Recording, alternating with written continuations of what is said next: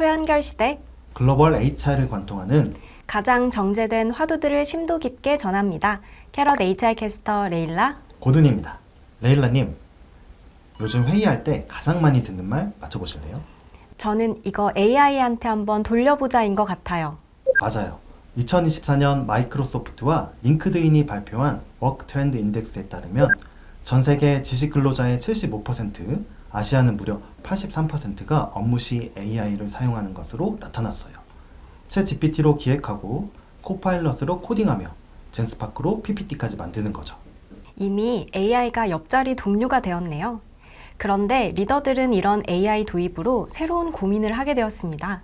바로 AI를 어디까지 믿고 맡겨야 할까? 혹은 이제 팀 관리를 어떻게 하지? 와 같은 고민이 생긴 거죠. 그래서 오늘 저희가 준비한 주제가 바로 휴먼 AI 팀, 인간과 AI가 함께 일하는 팀의 리더십입니다. AI가 리더 곁에서 팀원의 역할을 하는 시대. 리더들에게 어떠한 새로운 능력들이 요구되는지 함께 살펴보겠습니다. 첫 번째는 AI와 인간의 업무 구조를 새롭게 설계하는 능력이 필요합니다. 2025년 하버드 비즈니스 스쿨과 P&G가 전문가 776명을 대상으로 흥미로운 실험을 진행했습니다. 실제 신제품 개발 과제를 주고 AI 활용 여부와 개인 팀 작업을 조합해서 성과를 비교했는데요.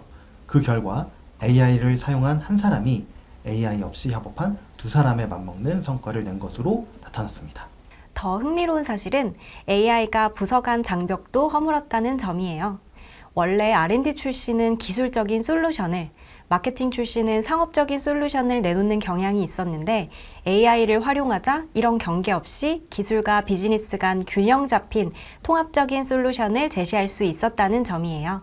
이런 결과만 보면 AI만 있으면 모든 문제가 해결될 것이라 생각할 수도 있는데요. 꼭 그렇지만은 않습니다. 하버드 비즈니스 스쿨 등 공동 연구진이 BCG 컨설턴트를 대상으로 한 또 다른 연구 결과에 따르면 AI가 잘하는 일과 그렇지 않은 일이 마치 해안선처럼 들쭉날쭉한 경계선처럼 나타나는 것을 발견했습니다. 즉, AI가 사람을 압도하는 성과를 내는 영역이 있지만 유사한 다른 업무에서는 오히려 월등히 떨어지는 결과를 내기도 하는 거죠. 결국 인간과 AI 팀의 성패는 역할을 어떻게 설계하는지가 중요하다는 말이네요. 그럼 팀의 역할을 설계하는 리더는 어떤 일을 AI에게 맡기고 어떤 일은 사람에게 맡길지를 세밀하게 설계할 필요가 있겠어요. 맞아요. 리더는 어떤 업무를 누구에게 맡겨야 가장 좋은가를 설계하고 책임지는 일종의 오케스트라 지휘자의 역할을 하는 거예요. 맞습니다. 그런데 업무를 아무리 잘 분류해도 직원들의 마음에는 불안감이 생기기 마련입니다. AI가 도입될수록 내 역할이 줄어들면 어떡하지? 하는 두려움이 가장 먼저 찾아오거든요. 그래서 리더에게 요구되는 두 번째 새로운 능력은 기술보다 사람의 감정을 먼저 챙기는 디지털 공감입니다. 2026년 2월 하버드 비즈니스 리뷰에서도 이 문제를 심도 있게 다뤘습니다. 이 연구의 핵심은 AI의 역설입니다. 기술적 성과는 올라가는데 정작 동료 간의 심리적 안정감은 떨어질 위험이 크다는 것이죠. 연구진이 발견한 위험 신호는 세 가지입니다. 첫째, 대화가 줄어드는 인간적 소통의 단절. 둘째, AI에 의존하는 집단적 사고의 게으름. 셋째, 기술 활용 능력 차이에서 오는 소외감입니다. 정말 현실적인 문제들이네요. 실제 한 글로벌 컨설팅 회사는 AI 도입 후 주니어들의 질문 빈도가 눈에 띄게 감소했습니다. 효율성은 분명 향상되었지만 그 대가로 팀이 함께 성장하는 학습 생태계가 무너진 셈입니다. 바로 그런 문제 때문에 이제 리더에게는 양손잡이 리더십이 필요합니다.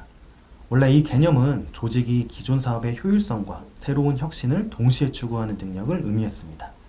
그런데 AI 시대에는 조직 차원을 넘어 리더 개인의 핵심 역량으로 재정이 되었습니다.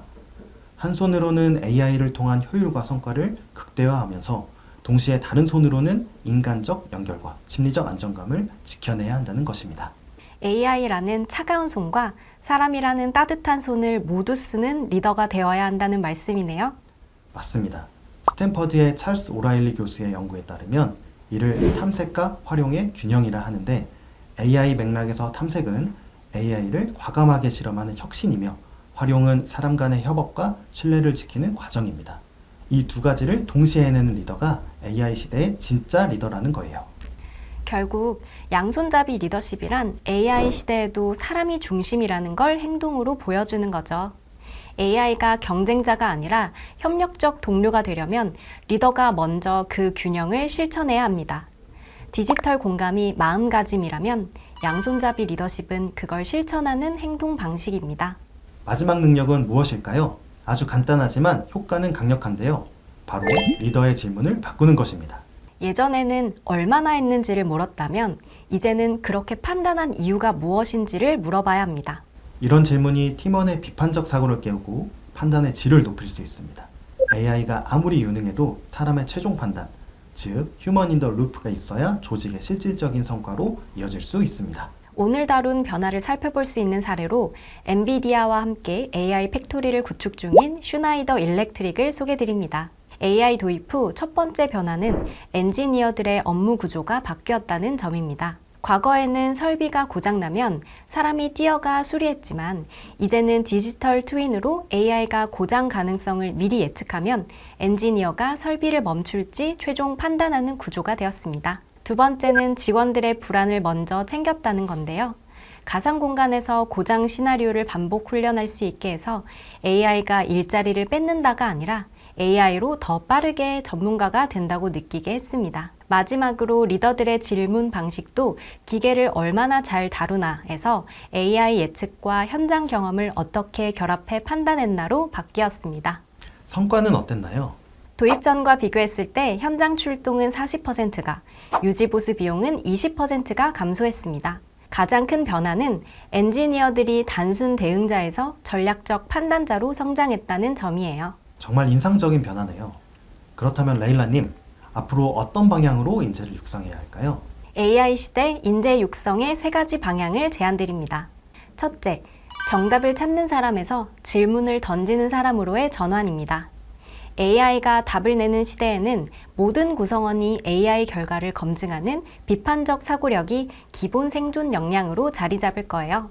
둘째, 개인 효율성에서 협업 지능으로의 전환입니다. 혼자서 AI를 잘 쓰는 슈퍼맨보다 AI와 동료의 통찰을 연결하고 심리적 안정감을 구축하는 연결자로서 신뢰관계를 쌓는 능력이 필요합니다. 마지막 3번째는 완성된 스킬에서 진화하는 마인드셋으로의 전환입니다. 빠르게 진화하는 시대에는 실패를 두려워하지 않고 끊임없이 실험하고 자신의 일하는 방식을 재설계하는 학습 능력이 필요합니다. 결국 HR의 미션은 기술을 가르치는 게 아니라 기술이 대체할 수 없는 생각하는 인간, 연결하는 인간, 진화하는 인간을 키워내는 것입니다. 기술 시대일수록 가장 인간다운 역량이 경쟁력이군요. 오늘 많은 이야기를 나눴는데요. 정리하면 AI가 팀원이 된 시대, 리더는 업무를 새로 나누고 사람의 감정, 심리적 안정감을 챙기고 질문 방식을 바꿔야 합니다. 리더의 변화가 팀을 바꾸고 팀이 조직의 미래를 만듭니다. 지금까지 HR 캐스터 레일라 고든이었습니다. 구독과 좋아요, 알림 설정은 사랑입니다. 안녕.